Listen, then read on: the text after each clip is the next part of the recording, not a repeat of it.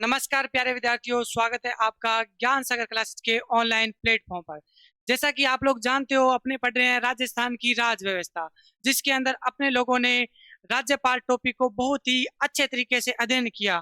और मैं भी आशा करता हूं कि आपने भी उस टॉपिक को बहुत ही अच्छे तरीके से अध्ययन किया होगा। फिर अपने लोगों ने पढ़ा था, मुख्यमंत्री भी पढ़ा था और मंत्री परिषद भी पढ़ी थी।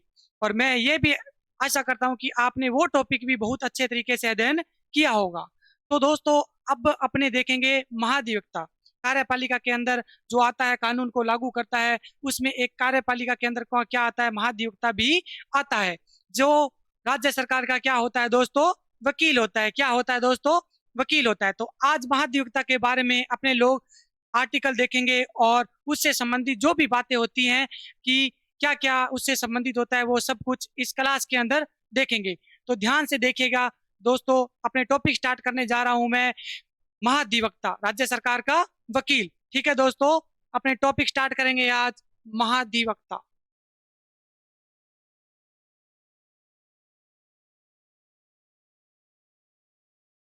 महाधिवक्ता।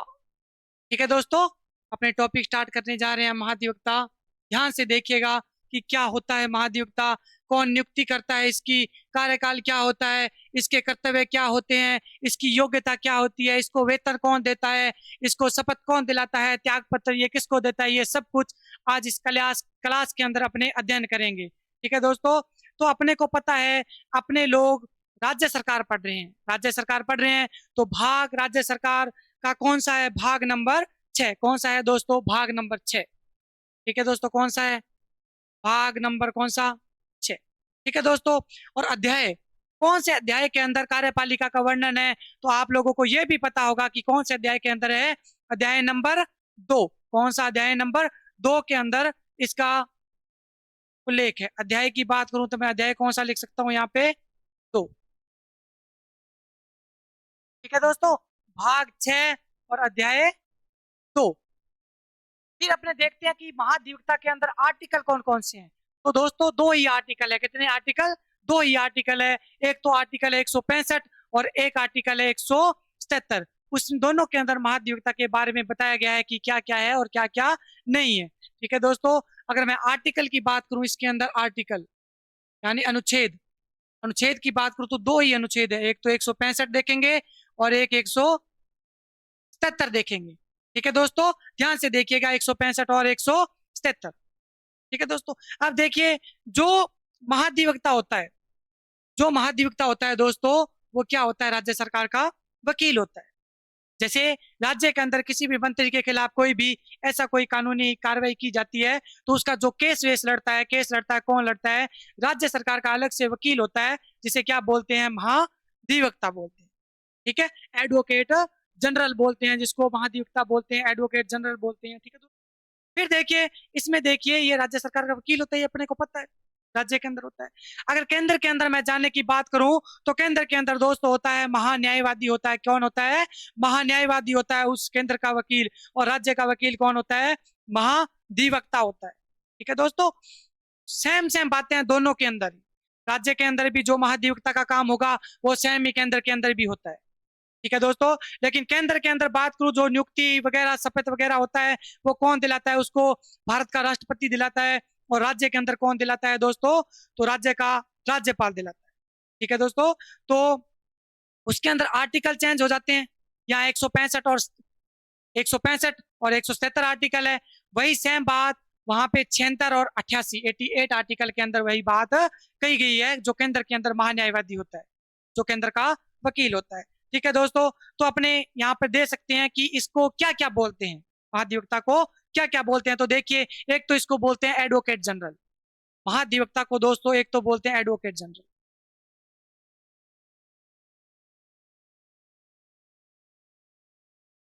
Advocate general. ठीक है दोस्तों, महाधिवक्ता को एक क्या बोलते हैं, एडवोकेट जनरल बोलते हैं, याद रख लीजिएगा। और क्या बोलते हैं महाधिवक्ता को, और ये राज्य का होता है तो राज्य सरकार का वकील। और क्या बोलते हैं दोस्तों, तो एक मैं ये भी लिख सकता हूँ कि राज्य सरकार का वकील, राज्य सरकार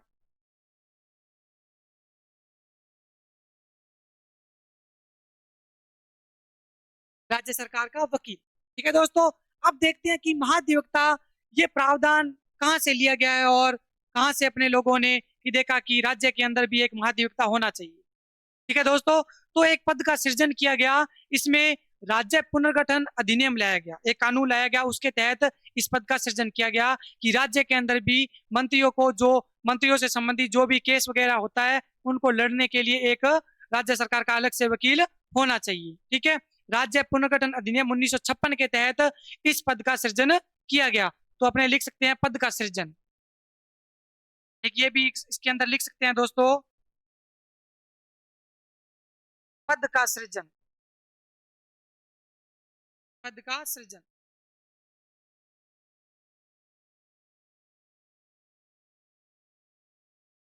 पद का सृजन, अब पद का सृजन कहां से किया गया है, तो राज्य पुनर्गठन अधिनियम, एक अधिनियम, एक कानून आया था 1956 का, उसके तहत इस पद का सृजन किया गया। तो लिख सकता हूं मैं दोस्तों, राज्य पुनर्गठन अधिनियम, राज्य पुनर्गठन अधिनियम जो 1956 का था, 1956 का था, इसके तहत क्या किया गया दोस्तों, तो महाधिवक्ता का पद का सृजन किया गया। ठीक है दोस्तों, समझ में आ रहा है? ठीक है, वेरी गुड, बहुत अच्छा। तो अपने देखते हैं कि और क्या होता है। ये राज्य के सर्वोच्च विधि अधिकारी होते हैं, विधि यानी कानून, कानून के अधिकारी होते हैं, कानून के ज्ञाता होते हैं। राज्य के अंदर कौन होते हैं, राज्य के सर्वोच्च विधि अधिकारी भी कौन होते हैं दोस्तों, तो महाधिवक्ता होते हैं। ठीक है, अब देखते हैं नेक्स्ट, इसमें लिख सकता हूं मैं, राज्य के सर्वोच्च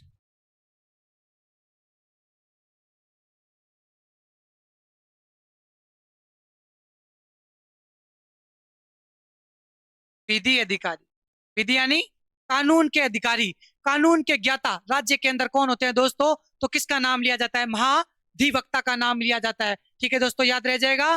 ठीक है, बहुत अच्छा, बहुत अच्छा, बहुत शानदार। ठीक है दोस्तों, अपने लोगों ने इतनी सी जानकारी देखी महाधिवक्ता के बारे में कि भाग नंबर 6 में इसका वर्णन है और अध्याय 2 के अंदर इसका उल्लेख है, आर्टिकल 165 और 177 देखेंगे। ठीक है, बहुत अच्छे तरीके से अध्ययन किया जाएगा। और महाधिवक्ता को क्या क्या बोलते हैं, तो देखिए दोस्तों, एडवोकेट जनरल भी बोलते हैं इसको, और क्या बोलते हैं, राज्य सरकार का वकील भी किसको बोलते हैं, महाधिवक्ता को बोलते हैं। ठीक है दोस्तों, याद रह जाएगा, वेरी गुड, बहुत अच्छा। फिर देखिए क्या देखा कि पद का सृजन, पद का सृजन कहां से किया गया कि ये पद होना चाहिए, महाधिवक्ता का पद होना चाहिए, राज्य सरकार का भी अलग से वकील होना चाहिए। तो कहां से किया दोस्तों, देखिए राज्य पुनर्गठन अधिनियम लाया गया जो 1956 का था, 1956 का था, इसके तहत क्या किया गया, पद का सृजन किया गया, किसके पद का, महाधिवक्ता के पद का सृजन किया गया। ठीक है दोस्तों, बहुत अच्छा। नेक्स्ट देखिए, राज्य के सर्वोच्च विधि अधिकारी भी होते हैं, कानून के ज्ञाता राज्य के अंदर कौन होते हैं दोस्तों, महाधिवक्ता होते हैं, कौन होते हैं, महाधिवक्ता होते हैं। ठीक है दोस्तों, समझ में आया, वेरी गुड, बहुत अच्छा।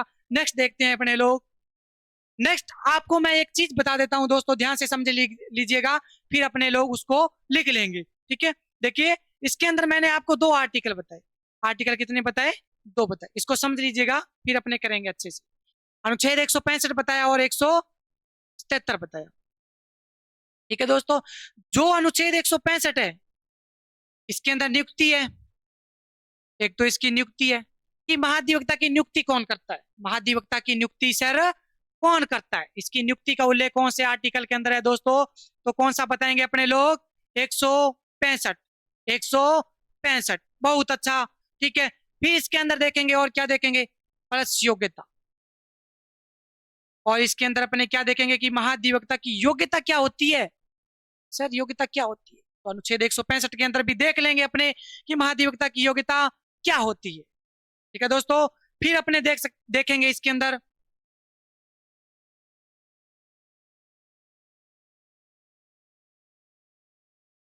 फिर इसके अंदर देखेंगे कर्तव्य, कि महाधिवक्ता के कर्तव्य क्या होते हैं, इसके अंदर देख लेंगे अपने, पूरे बहुत अच्छे तरीके से अध्ययन करेंगे दोस्तों, घबराइए मत। फिर इसके अंदर देखेंगे वेतन, क्या देखेंगे दोस्तों, वेतन, कि महाधिवक्ता का वेतन कितना होता है।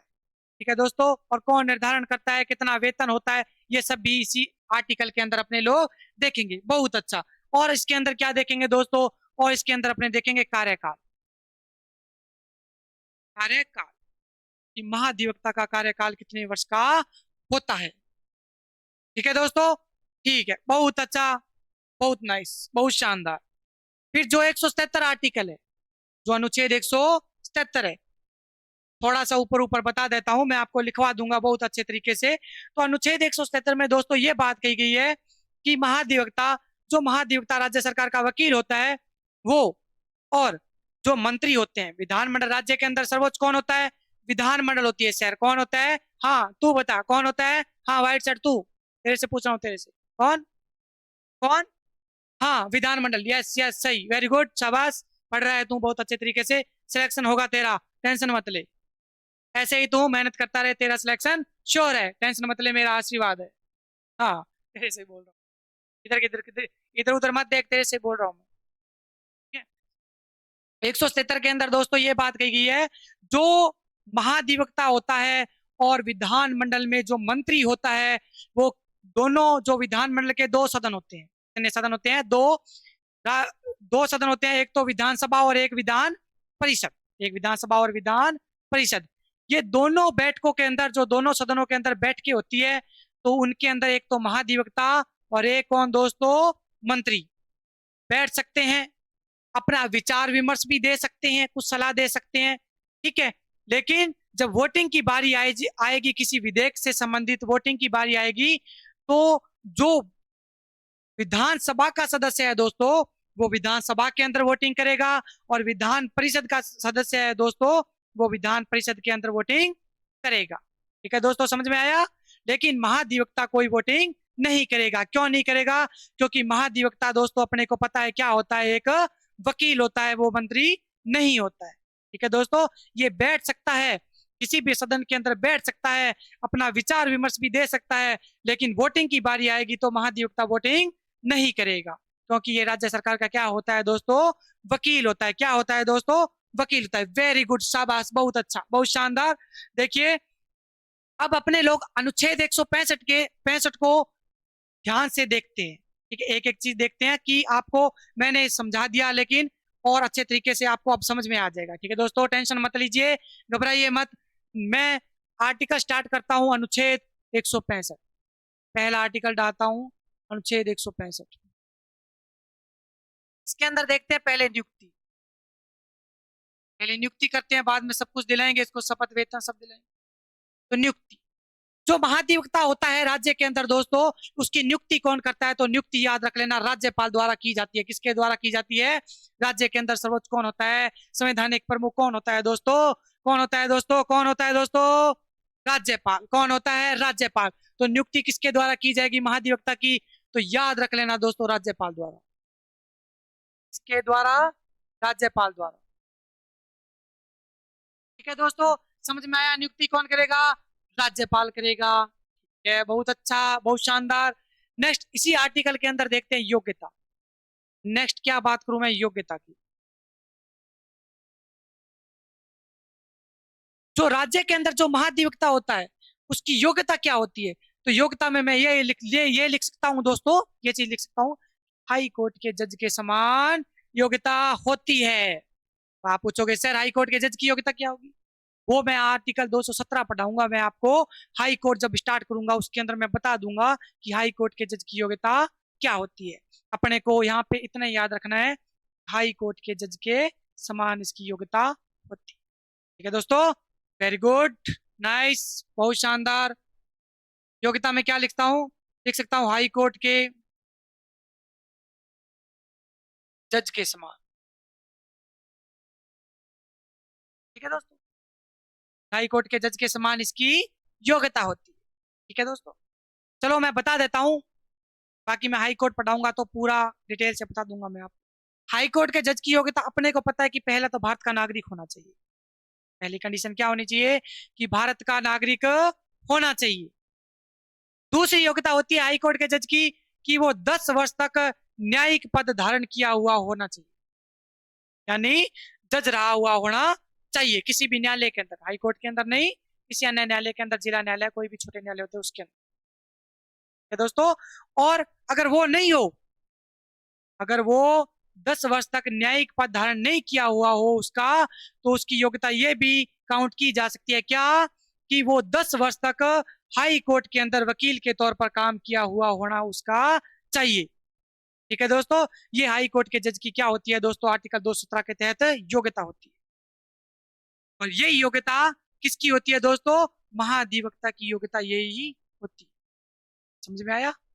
वेरी गुड, शानदार, बहुत अच्छा। Okay, दोस्तों नेक्स्ट अपने देखते हैं कि हाई जो महाधिवक्ता होते हैं उसके कर्तव्य क्या होते हैं। तो अनुच्छेद 165 के अंदर यही बात की गई है। नेक्स्ट अनुच्छेद 165 के अंदर भी यही बात है। क्या कर्तव्य,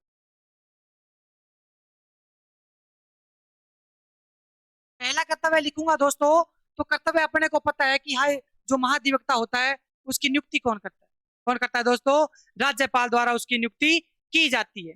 तो मैं ये लिख सकता हूं कि जो राज्यपाल द्वारा सौंपे गए कार्य को करता है, जो राज्यपाल जो कार्य सौंपता है विधि से संबंधित है उसको करता है। तो मैं ये लिख सकता हूं, राज्यपाल द्वारा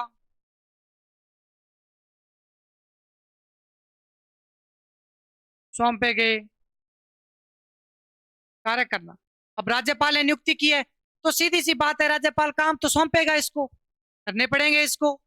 ठीक है, लेकिन वो विधि से संबंधित होंगे, कोई काम कानून से संबंधित, क्योंकि ये कानून का ज्ञाता हो, अदर काम नहीं करता है। ठीक है दोस्तों, समझ में आया? बहुत अच्छा, बहुत शानदार। नेक्स्ट अपने देख सकते हैं कि 2 नंबर योग्यता क्या हो सकती है। तो इसमें मैं ये भी लिख सकता हूँ कि राज्य सरकार को विधि संबंधी सलाह देना, क्योंकि विधि का ज्ञाता होता है। सलाह कौन देगा, यही तो देगा कि अपने को ऐसा करना चाहिए, क्योंकि विधि का नॉलेजर कौन होता है, नॉलेज सबसे ज्यादा किसके पास होती है, इसी के पास होती है। तो राज्य सरकार को विधि संबंधी सलाह देना। ठीक है, तो उसका दूसरा कर्तव्य क्या होता है इसका,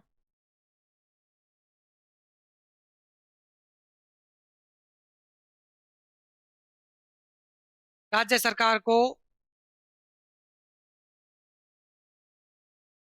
विधि संबंधी सलाह देना। दोस्तों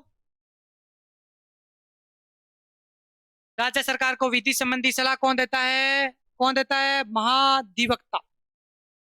ठीक है, राज्य सरकार का वकील देता है। ठीक है दोस्तों, और इसमें लिख सकता हूं संविधान या विधि के तहत सौंपे गए कार्य भी कौन करता है, महाधिवक्ता करता है। ठीक है, और इसमें मैं लिख सकता हूं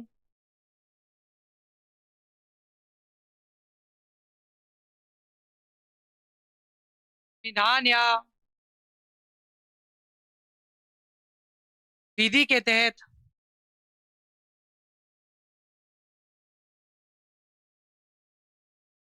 सौंपे गए कार्य, सौंपे गए कार्य करना।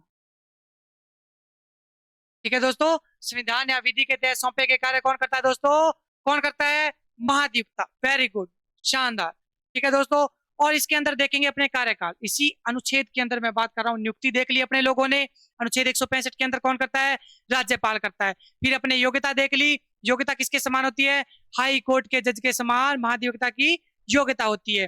फिर अपने लोगों ने इसके कर्तव्य देखे, 3 कर्तव्य, कि राज्यपाल द्वारा सौंपे गए कार्य करता है, राज्य सरकार को विधि संबंधी जानकारी देता है, और क्या देखा, संविधान या विधि संबंधी कोई भी कार्य होता है उसको भी कौन करता है, राज्य सरकार का वकील, जिसको क्या बोलते हैं, महाधिवक्ता बोलते हैं। ठीक है दोस्तों, सेम यही केंद्र के अंदर चलता है, सेम यही केंद्र के अंदर बातें चलती है, लेकिन केंद्र के अंदर आर्टिकल चेंज हो जाता है। यहाँ जैसे आर्टिकल है 165, वहां आर्टिकल कौन सा आ जाता है, 76, 76 आर्टिकल आ जाता है। उसके अंदर जो नियुक्ति होती है कौन करता है, देश का राष्ट्रपति करता है। और जो योग्यता होती है वो किसके समान होती है, सुप्रीम कोर्ट के जज के समान योग्यता होती है। और कर्तव्य सेम के सेम जो यहाँ है वही वहां होगी। यहाँ राज्यपाल है तो वहां कौन आ जाएगा, राष्ट्रपति आ जाएगा। ठीक है, बाकी सेम के सेम कर्तव्य भी वहीं भी ऐसे ही होते हैं। इधर महाधिवक्ता होता है राज्य के अंदर, और वहां कौन होता है, महान्यायवादी का पद होता है, वो केंद्र का वकील होता है, ये राज्य का वकील होता है। ठीक है दोस्तों, अब इसी आर्टिकल के अंदर अपने देखेंगे 4 नंबर कार्यकाल की, इसका कार्यकाल कितना होता है। इसी आर्टिकल के अंदर मैं बात करूं, अपने देखेंगे कार्यकाल।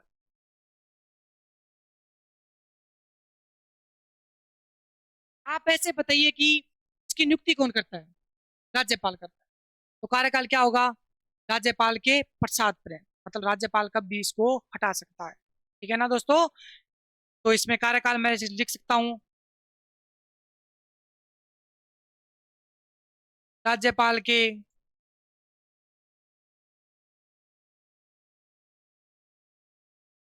ठीक है दोस्तों, लिख सकता हूं मैं। हाँ जी। ठीक है दोस्तों, अब देखते हैं इसी आर्टिकल के अंदर अपने देखते हैं वेतन।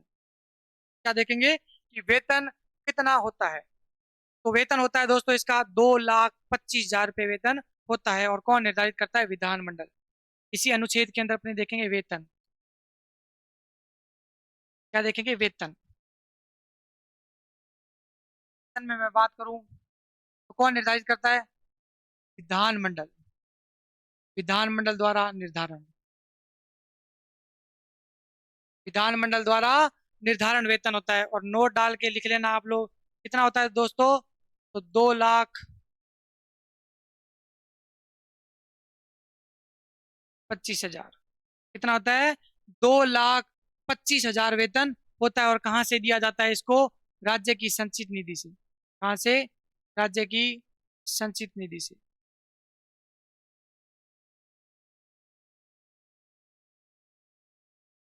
ठीक है दोस्तों, समझ में आया?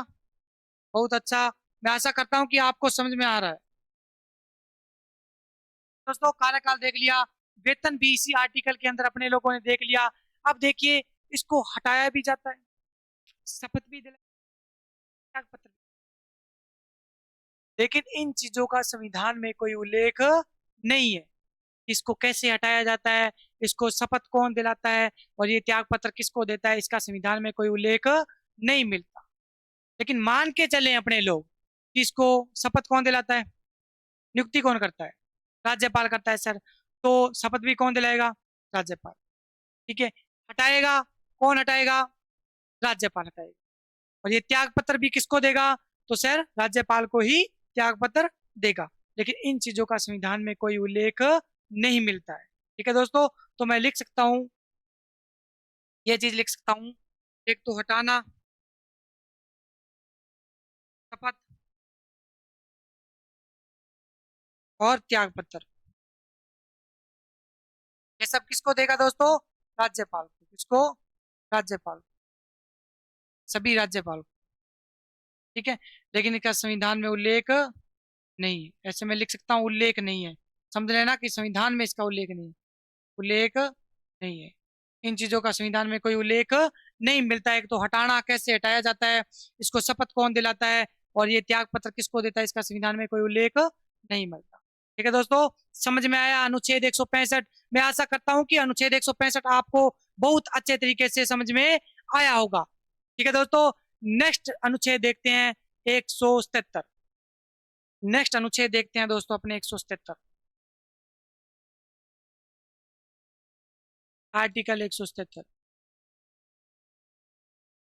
इसके अंदर मैंने बताया, मैंने आपको पहले पहले बता दिया था कि जो महाधिवक्ता होता है और कोई मंत्री होता है, वो विधानमंडल के किसी भी सदन के अंदर बैठ सकता है, अपना विचार विमर्श भी दे सकता है। लेकिन जब वोटिंग की बारी आएगी तो विधान मंडल के अंदर जो विधानसभा का मंत्री है वो विधानसभा में वोटिंग करेगा, और विधान परिषद का मंत्री है वो विधान परिषद के अंदर वोटिंग करेगा। लेकिन महाधिवक्ता कोई वोटिंग नहीं करता। वो विचार विमर्श दे सकता है और बैठ भी सकता है, वोटिंग नहीं कर सकता। क्यों नहीं कर सकता दोस्तों? क्योंकि महाधिवक्ता कौन होता है? एक वकील होता है, मंत्री नहीं होता है। ठीक है दोस्तों, तो इसके अंदर मैं लिख सकता हूँ मंत्री या महाधिवक्ता। इसके अंदर मैं लिख सकता हूँ दोस्तों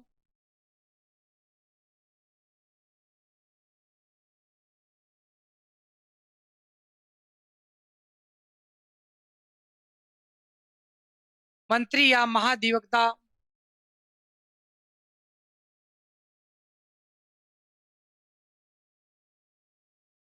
विधानमंडल। बीएम लिख रहा हूं, याद रख लेना कि इसका मतलब क्या है, विधानमंडल। मंत्री या महाधिवक्ता विधानमंडल के किसी भी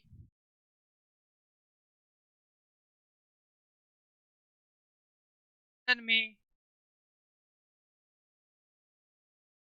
बैठ सकते हैं,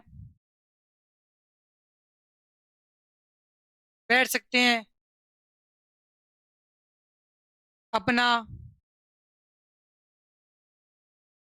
विचार विमर्श देख दे सकते हैं, अपना विचार विमर्श दे सकते हैं।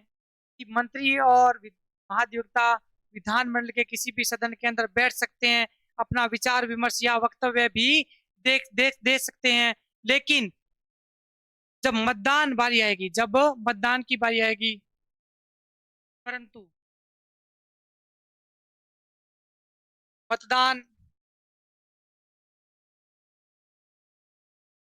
अपने अपने सदन में करेंगे, अपने अपने सदन में करेंगे। और महाधिवक्ता और महाधिवक्ता मतदान नहीं करता। और महाधिवक्ता क्या नहीं करता दोस्तों? मतदान नहीं करते। ठीक है दोस्तों, महाधिवक्ता मतदान नहीं करता। क्यों नहीं करता? क्योंकि ये तो ये मंत्री नहीं होता, ये क्या होता है? वकील, राज्य सरकार का वकील होता है। ठीक है दोस्तों, अब मैं आपको एक बात बताना चाहूंगा कि जो जो ये दोस्तों महाधिवक्ता होते हैं, जो ये दोस्तों महाधिवक्ता होते हैं, वो इनके अंदर ये पूर्ण रूप से सरकार के अधीन नहीं होते। जैसे पूर्ण रूप से ही क्या सरकार के ही काम करने हैं, नहीं, तो जरूरी नहीं कि सरकार के केस लड़ने। ये जो महाधिवक्ता होते हैं दोस्तों, ये अपने निजी केस भी लड़ सकते हैं, अपने निजी केस भी लड़ सकते हैं। ये पूर्णकालिक वकील नहीं होते। ठीक है, वो अपने लिख भी सकते हैं ये चीज,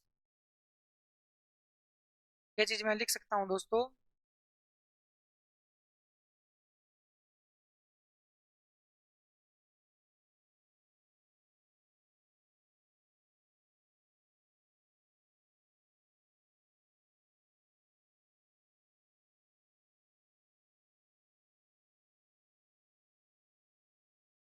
महाधिवक्ता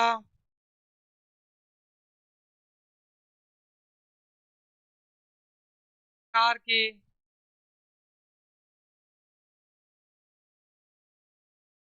पूर्णकालिक वकील नहीं होते हैं। ठीक है, ये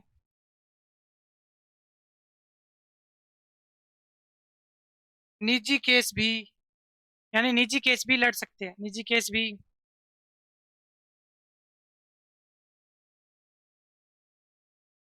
निजी केस भी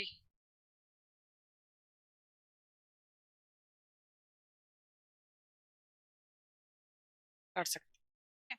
ये पूर्णकालिक वकील नहीं होते, ये निजी केस भी लड़ सकते हैं। ठीक है दोस्तों, समझ में आया? ये चीज याद रख लेना, बहुत ही आसान आर्टिकल है 177 और 165।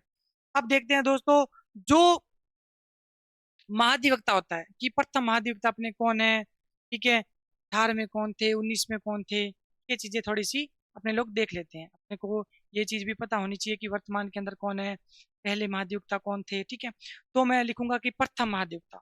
तो प्रथम महाधिवक्ता का नाम लिया जाता है जी.सी. कासलीवाल। किसका नाम लिया जाता है? जी.सी. कासलीवाल। तो अपने कुछ फैक्ट लिखते हैं, देखिएगा। हेडिंग डाल लीजिए, महत्वपूर्ण महत्वपूर्ण बिंदु।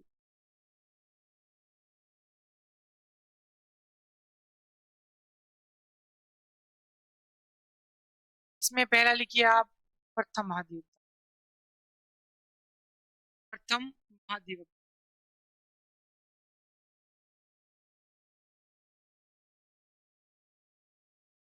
इसका नाम है दोस्तों जी.सी. कासलीवाल।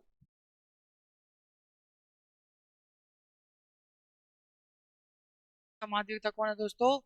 जी.सी. कासलीवाल। याद रख लोगे, जी.सी. कासलीवाल, जो 1957 से 1972 तक रहा था। 1957 से 1972। 1972 तक ये रहा था। ठीक है, तो इसमें सर्वाधिक कार्यकाल भी इसी का था, तो लिख सकता हूँ मैं, ये भी लिख सकता हूँ।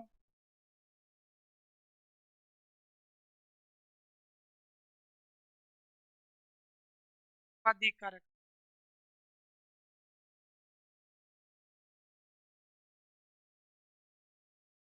सर्वाधिक कार्यकाल भी किसी का था, GC कासलीवाल का ही सर्वाधिक कार्यकाल दोस्तों देखने को मिलता है, याद रह जाएगा। अब देखते हैं 18वें महाधिवक्ता। 18वें महाधिवक्ता का नाम आता है दोस्तों महेंद्र सिंह सिंघवी। तो 18वें महाधिवक्ता लिख सकते हैं अपने 2 नंबर पॉइंट।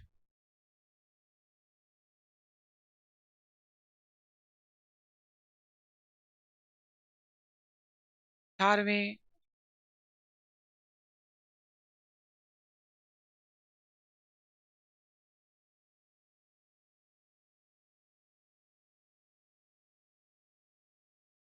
18वें इसका नाम आता है दोस्तों महेंद्र सिंह सिंघवी।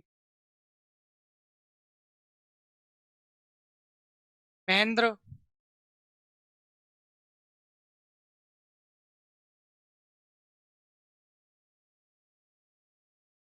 सॉरी 18वें महाधिवक्ता देख रहे थे, 18वें महाधिवक्ता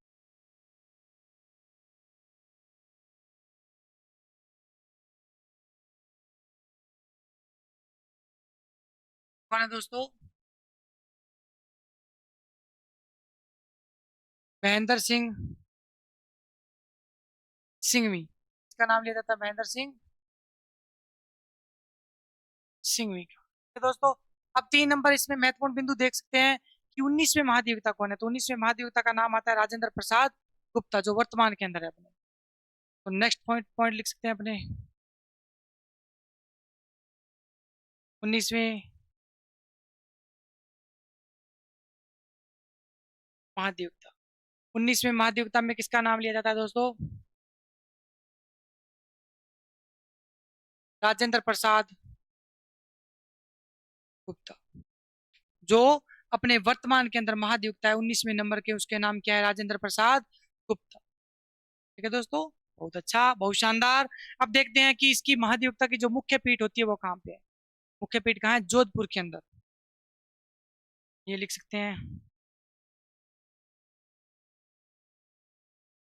मुख्य पीठ कहाँ है? जोधपुर। इसकी जो ब्रांच अन्य पीठ है वो कहाँ पे है दोस्तों? अन्य पीठ, अन्य पीठ में मैं लिख सकता हूँ जयपुर के अंदर है। कहाँ है दोस्तों इसकी अन्य पीठ? जयपुर के अंदर। मुख्य पीठ जोधपुर के अंदर है और अन्य पीठ कहाँ पे है? जयपुर के अंदर। नोट लगा के लिखना कि BP अग्रवाल एकमात्र ऐसे महाधिवक्ता थे जो कितनी बार बने थे? 3 बार बने थे। कितनी बार? 3 बार। तो अपने लिख सकते हैं BP अग्रवाल 3 बार बने। नोट लगा के लिखना दोस्तों।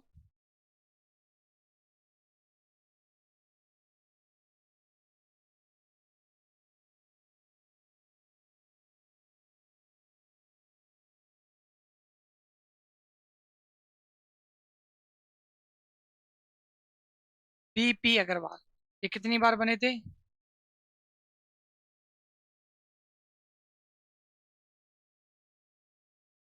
दोस्तों तो महाधिवक्ता टॉपिक कंप्लीट होता है। ठीक है दोस्तों, इसमें 2 ही अनुच्छेद थे और अपने लोगों ने बहुत ही अच्छे तरीके से दोनों अनुच्छेदों का अध्ययन किया। ठीक है दोस्तों, और मैं भी आशा करता हूं कि आप लोगों ने भी बहुत अच्छे तरीके से इन अनुच्छेदों का अध्ययन किया होगा। ठीक है दोस्तों, अपने लोगों ने 165 अनुच्छेद देखा और 170 अनुच्छेद देखा।